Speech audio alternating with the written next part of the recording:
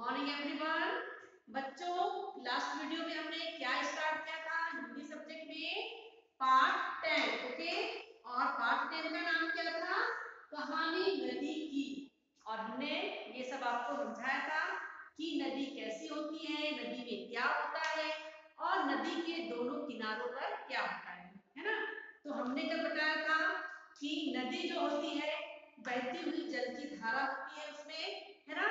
और दोनों किनारों पर बहुत सारे पेड़ पौधे लगे हुए होते हैं और पेड़ों पर जो पक्षी होते हैं वो गान करते हैं, कलरव करते हैं। और जो पानी है नदी का वो कल कल करते हुए धीमी गति से बहता है ना। तो नदी भी क्या बता रही है कि मैं जो है ऊपर से गिरती हुई एक पानी की धारा है और पर्वत पर रहने वाली एक झील जो नीचे निर्मल जल से भरी हुई झील है और नीचे ये कल कल करके बहती रहती है। और जैसे ही ये उछलती कूदती है ना, तो अपने साथ बहुत सारे पर्वत के कई छोटे छोटे टुकड़े, पत्थर के टुकड़े टूटकर ये साथ में बहने लगते हैं, है ना। तो इसका जो जल है शीतल जल, उसे सब पक्षी पीते हैं और यहाँ पर लोग स्वच्छ जल में स्नान करते हैं और ये जो शीतल जल है इसे सभी लोग पीते हैं, है ना। और जितने भी पेड़ों पर पक्षियां ये कलरव करते रहते हैं, कोयल की कुहू कुहू की आवाज, मोर का नृत्य, ये सब उनका मन को बहलाते हैं। चलिए आगे, इसके आगे पढ़ते हैं। एक दिन पर्वतों पर बहुत वर्षा हुई, इतना पानी बहकर आया कि पूरी घाटी भर गई। पानी के तेज बहाव में मैं ऐसी लुढ़की कि लुढ़कती ही गई। आगे मैदान था, सीधा सादा, मिट्टी से भरा खाली सपाट मैदान। मैंने उसे अपने जल से सींचा। चिड़िया अपनी चोंच में कुछ बीज ले आई। कुछ ही दिनों में वहां छोटे बड़े पौधे, पेड़ पौधे लहलहाने लगे। धीरे धीरे खेती होने लगी और कुछ लोग आकर मेरे किनारे बस गए। उन्होंने कच्चे घर बनाए और इस तरह गांव और शहर बनते गए। वे सब मेरे जल का उपयोग करते हैं और मेरी बहुत प्रशंसा करते हैं। वे कहते हैं कि मेरे कारण ही वे स्वस्थ हैं। क्या समझ में आया कि नदी क्या बता रही है कि एक दिन पर्वत पर, पर्वत मतलब जो ऊंचा पर्वत कैसा रहता है, बहुत ही ऊंचा रहता है। तो एक दिन पर्वत पर क्या हुई, बारिश हुई, वर्षा हुई और इतना पानी बहकर आया कि पूरी घाटी भर गई। और पानी के तेज बहाव में मैं ऐसी लुढ़की कि लुढ़कती ही रह गई। आगे क्या था, बहुत बड़ा मैदान था और सीधा सादा मिट्टी से भरा खाली सपाट ऐसा मैदान था। मैंने उसे अपने जल से सींचा।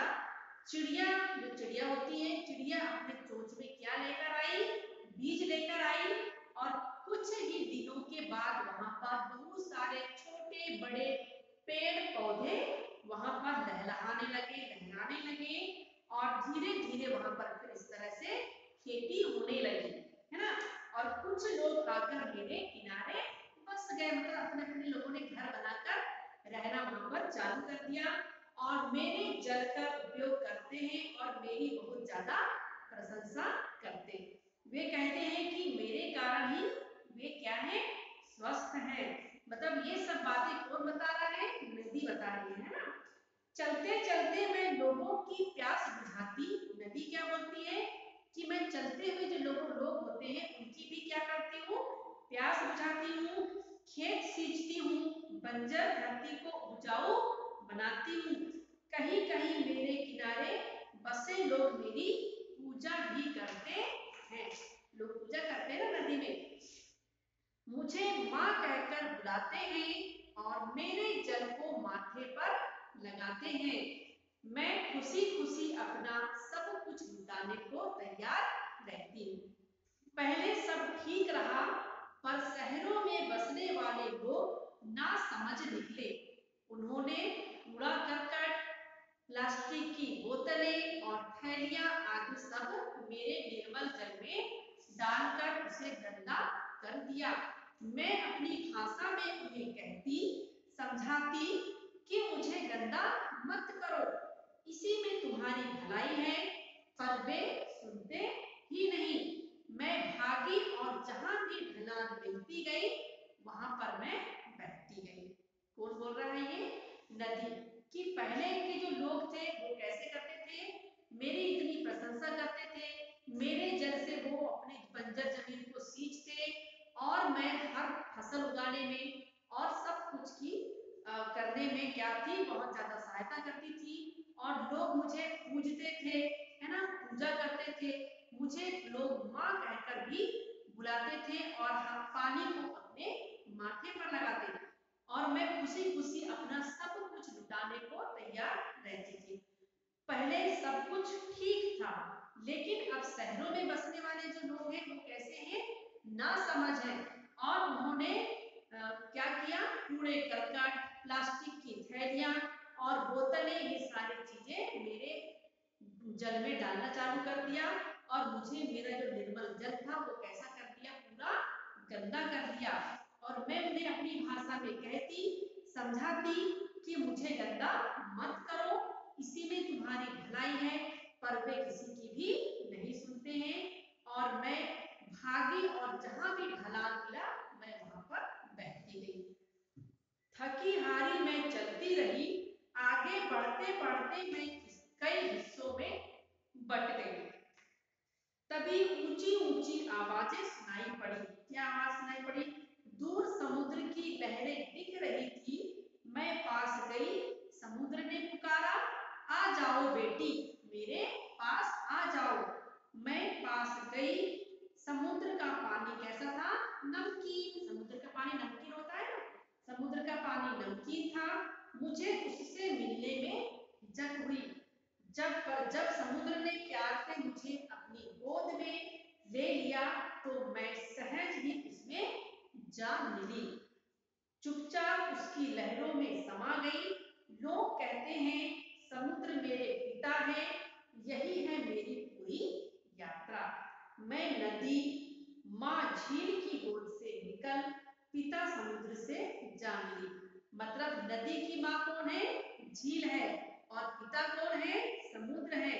तो नदी अपनी माँ की गोद में मतलब झील में जाकर के से निकलकर पिता समुद्र से जाकर के वो मिल गई। यही है मेरी छोटी सी कहानी। क्या समझ में आया?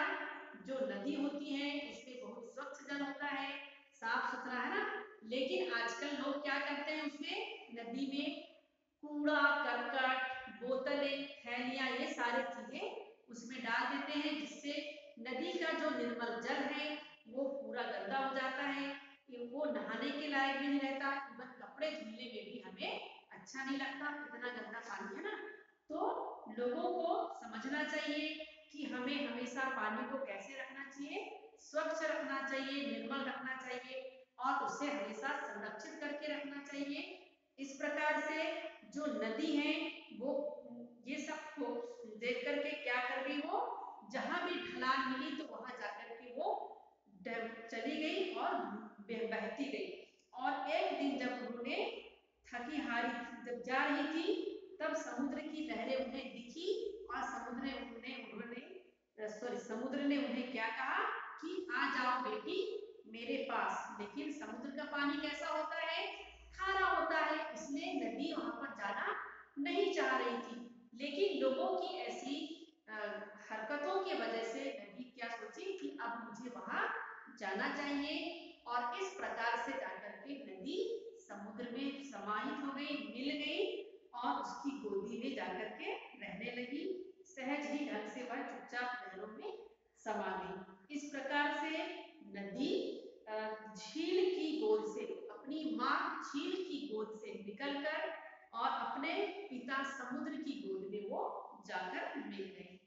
तो समझ में आया सभी को? जो नदी है वो झील से, जो पर्वत पहाड़ जो रहते हैं वो हिमालय पर्वत में रहने वाली एक झील, उससे वो नीचे गिरी और नीचे फिर धरती में बहने लगी और बहते बहते फिर लास्ट में वो समुद्र में मतलब अपने पिता से जाकर के मिल गए।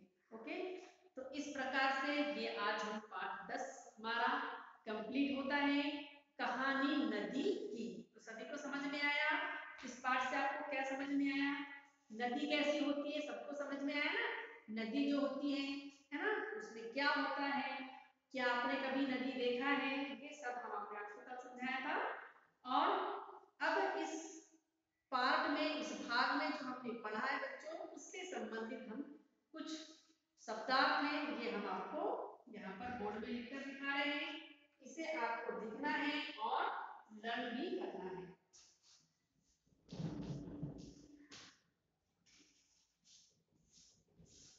शब्दार्थ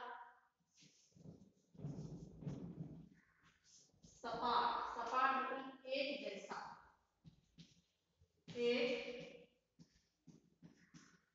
जैसा, या इसे बोल सकते हैं समतल।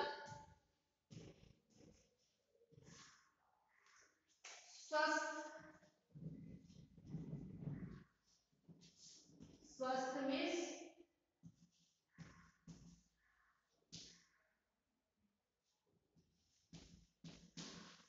तंदुरुस्त, बंजर,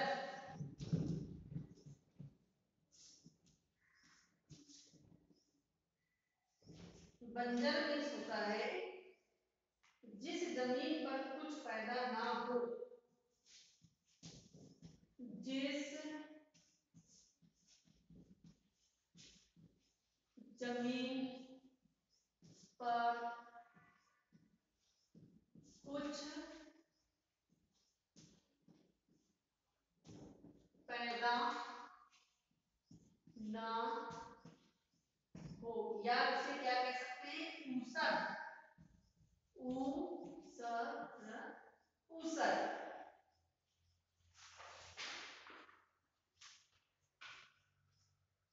नेक्स्ट है माथे पर लगाना, माथे पर लगाना मीन्स क्या होगा, माथे पर लगाने का मतलब है आदर करना, आदर, आदर करना। ढलान, ढलान मीन्स क्या होता है बच्चों, ढलान, नीची जमीन, नीची जमीन। हिचक, हिचक मीन्स क्या होता है, झिझक, झिझक, झिझक। सहज, सहज मीन्स होता है सरल या आसान, सरल, आसान। एंड इस प्रकार से हमारा ये पाठ कंप्लीट होता है।